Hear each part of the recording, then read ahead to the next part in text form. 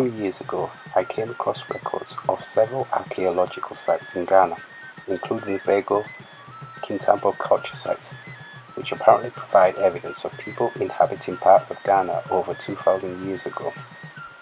Also amongst these sites, I learnt of the discovery of the Komaland figurines at Yikpabongo in the Upper East region. With the Komaland figurines, apparently local people had unearthed these items, and Mossi travelers recognized that these may have value and started acquiring them. Then in the 1980s, they came to the attention of one Ben Baluri Saibu, who approached the Ghana Museums Board or its predecessor about these artifacts, but not much was done.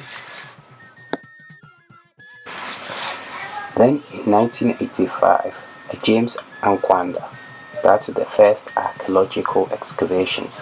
However, these items had been unearthed long before this time, in either the 1960s or 70s, and apparently thousands of such items were unearthed. Their locations had been disturbed, and with them possibly vital clues to their origins and what their purpose actually was. Should you not know, the Komaland figurines are terracotta items, often anthropomorphical, and judging by ducts found in them, they may have had a practical or ceremonial purpose. The events of their discovery somewhat resembles what happened in Deir Al-Bahri, Egypt in the 19th century. In this instance, in antiquity, due to the plundering of ancient Egyptian tombs, their contents were relocated. Many years later, the relocated items were unearthed by people living in nearby villages in the 19th century. Due to their stricken situation, the people of the villages started selling the items, but also managed for a long time to conceal the source of these treasures. Many of these items had already been dispersed before an meaningful intervention. However, like in Ghana, the government of the time had tried to establish the source and manage the situation. But in Ghana it seems there was and still is a lack of interest in doing anything about the Komaland figurines.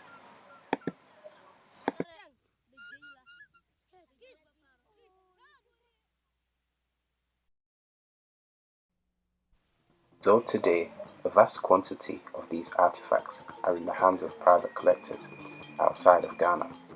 I have even seen them being sold on eBay in places as far away as Turkey, and they fetch a handsome sum, but to this day the interest around them in Ghana seems to be non-existent.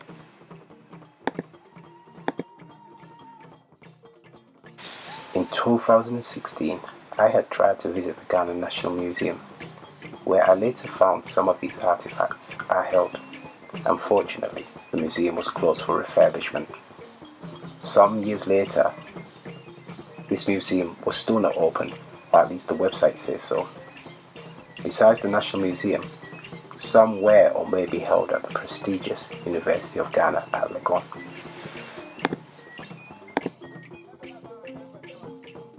So here is the issue. There just seems to be extreme apathy towards these valuable objects, and I'm not talking about their monetary value. They hold information about ours and Africa's past. They also can add value to our education and be a great resource, encouraging people to visit the sites and region where they were discovered, as well as the museums.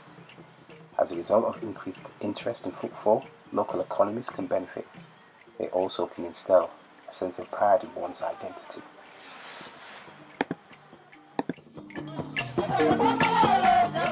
But those who can do something about these items don't care, are grossly negligent, or are so incompetent they just don't know how to maximize the potential of them.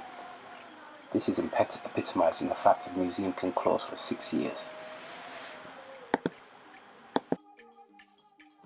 I learned, albeit a bit too late, that there was an exhibition of Komaland figurines in Manchester, UK in 2013. So it seems that people outside Ghana have far greater interest in our heritage, and in doing so, they are reaping the benefits. In some ways, these attitudes can be described as a microcosm of a much wider problem. It's not limited to archaeology. We see it in so many places. and many other instances.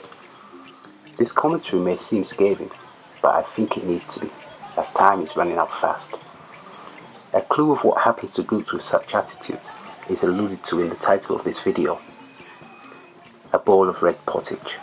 For those who really want change, they will put in an effort to research the relevance of this title and put the pieces together, but for now, just like the Komaland figurines, our future and hope for it is very much in pitiful fragments.